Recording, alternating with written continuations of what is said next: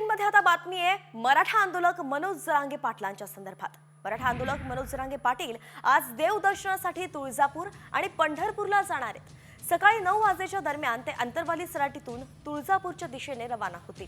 दरम्यान नवीन सरकार स्थापन झाल्यानंतर अंतरवाली सराटीत मनोज जरांगे पाटील हे सामूहिक आमरण उपोषण सुद्धा करणार आहेत आणि त्यापूर्वीच जरांगे पाटील हे तुळजाभवानी आणि पंढरपूरच्या विठ्ठल रुक्मिणीचं दर्शन घेण्यासाठी जात आहेत। मनोज जरांगे पाटलांनी मराठा समाजाला आवाहन केलं आहे या सामूहिक आमरण उपोषणाला सगळ्यांनी सहभागी व्हावं असं आवाहन त्यांनी मराठा समाजाला केलंय आणि त्यामुळे आता नेमकं हे आंदोलन ते कधी सुरू करतात आणि याला कोण कोण प्रतिसाद देतं हे पाहणं ही तितकंच महत्त्वाचं असणार आहे। तर नवीन सरकार स्थापन झाल्यानंतर हे सामूहिक आमरण उपोषण करणार असल्याची घोषणा जरांगे पाटलांनी केली आहे।